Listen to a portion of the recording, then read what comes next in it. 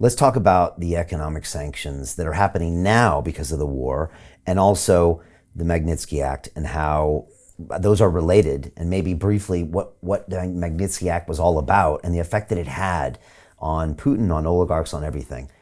Well, let's start with the third question and work our way into the first two. So the Magnitsky Act was named after my lawyer, Sergei Magnitsky. It was passed in the United States. It freezes assets and bans visas against individuals who do terrible things. So this was, it sounds pretty obvious. If someone does a terrible thing, freeze their assets and ban their visas. How hard could that be? How, and no one's going to vote. Like, if you vote on that law as a senator, you're not going to lose a vote in any constituency in America. Really obvious. But it wasn't so obvious when I went out and started to work on this thing. The previous sanctions had been just like, we stopped selling to that country. And I said, well, wait a second. Why don't we just pinpoint, target, surgical strike against the individuals? And everyone said, yeah, that makes sense. And the more I talked, the more it made sense. And we ended up getting it passed 92-4 in the U.S.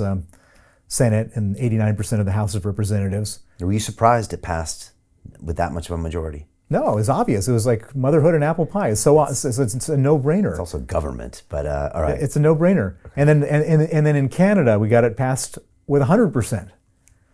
And on and on and on. And that it now exists in 35 countries. And I was going to all these places and giving speeches in parliaments and meeting members of the government and so on and so forth, and softening the ground, explaining to them why it's a good idea, and they all did it.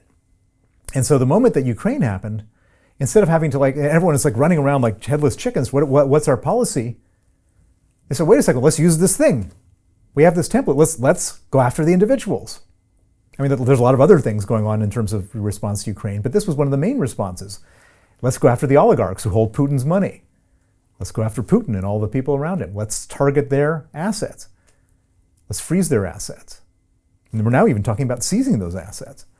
And this was a direct result of the Magnitsky Act. It was, but it wasn't the Magnitsky Act per se. No, the Magnitsky Act was the template. They call it the Ukraine something something Act. But okay. But it's all the same exact template. It's all the same basis. And everybody and guarantee you that if I hadn't spent 10 years going around and explaining to every member of parliament in every country that this is the way to do things, there would be 15 different policies about how do you respond to Russia economically. Is it fair for us to seize the assets of individual Russians for an act that Putin does in Ukraine? Yeah, because they're holding assets for Vladimir Putin. Is that provable? Is that provable in a court of law? Well, so if you can show that these people have gotten those assets from Putin's largesse, I don't see any reason why that's not. I mean, yes, it's provable. In theory, I see that. It's just I saw very quickly a lot of assets seized in London and all around the world. And I don't know. I could see why people wanted to do it, and I could see it in theory. But I also wondered, was there due process there? Well, you can take them to court and say, okay, where did you get your money from?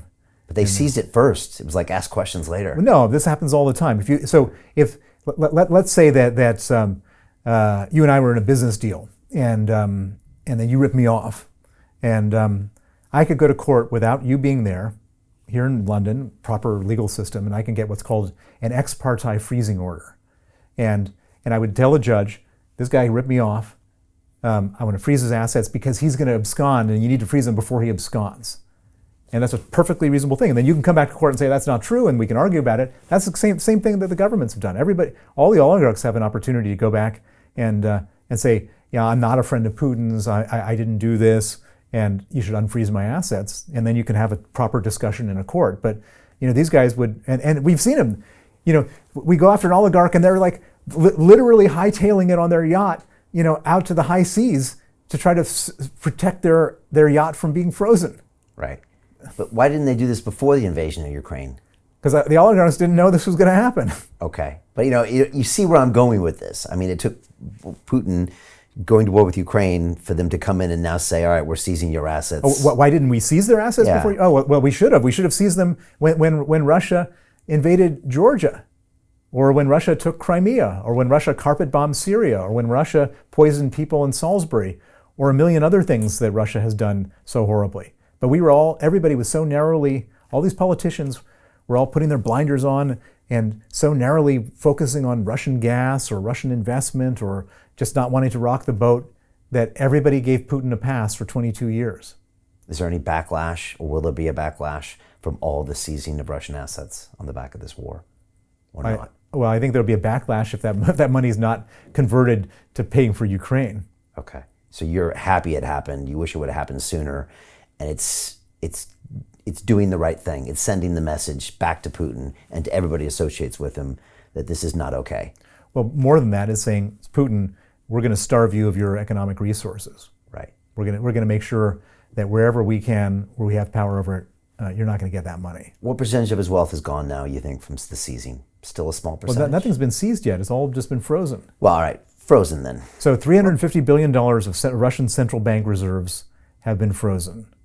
And then we also have $350 billion. $350 billion That were located in other central banks? Correct. Okay. So when the Russians want to hold euros, they hold it at the European Central Bank. Okay, $350 billion. $350 billion. That's a hell of a lot. What do you reckon Putin's worth?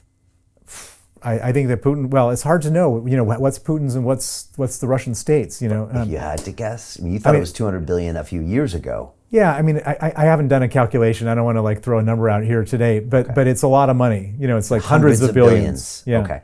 All right, so they seized $350 billion of just the state reserves. Yeah, it was a lot of money. And then we're just getting started with the oligarchs. I mean, I think about 40 or 50 billion of oligarch money is frozen. Just Abramovich, just by himself, has 7 billion frozen in Jersey and another 7 billion frozen in the Cayman Islands. That's 14 billion, just one guy. Do you have any sympathy for Abramovich? No, how did he make his money? It was just through, backslapping good old boy stuff in Russia. Are you shocked that it took the West this long to take action against these billionaires that have traipsed around the world and bought football clubs in London and mansions in Chelsea? That this long they let it go on? It's terrible. It's just terrible. All right, so the chickens have come home to roost to a certain extent over the past few months. Yeah. Is that maybe I hate to say that, but a good thing about the Russian-Ukraine war? Is it finally... There's no good thing about the Russian-Ukraine war. But finally these oligarchs are being held accountable, and maybe they never would have been. Well, I mean, finally we've all woken up to how evil Putin is. But the trouble is that we've woken up too late. We had an opportunity to tie him up tight, to contain him a long time ago, to create really serious consequences a long time ago, where we might not have ever been facing this situation. Okay. And we just blew it. This was 10 years ago, 20 years ago. He started doing bad stuff in 2008 when he invaded Georgia. Right, but it's like pulling the Band-Aid off. What were you going to do, though? You couldn't go in. You couldn't go in. You do exactly what we're doing right now. Right. You could have, freeze their assets all over the world. Right. Supply weapons to the Georgians. Let Ukraine into NATO and not have any of this stuff. Okay, so it's the same story. It's just not, the West doesn't do enough until it's too late. It's what you're saying. This has happened in so many different situations in history. I mean, in World War II, it's the same thing.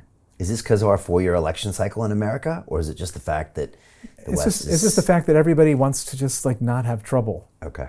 All right, I guess I could see partially a reason for that. Hey, it's Brian Rose, founder of the DeFi Academy. I've told you my 4-week crypto bootcamp is amazing, but don't take my word for it. This is what my students are saying. The DeFi Academy was an amazing experience for me. It took me totally out of my comfort zone. In this course, I was challenged, I was held accountable, and pushed to do things that honestly weren't always easy. It's been phenomenal, and I can't believe we're already up on our 4 weeks. It has flown by. Going through this DeFi accelerator by far was one of the best courses I've taken. You do this course, you really get into the nitty-gritty of the activities that will make you comfortable with decentralized finance. Thank you so much to Brian and everyone at London Real and the DeFi Academy for even putting together an amazing course like this. Anybody else that wants to do it, please sign up. It is well worth the money.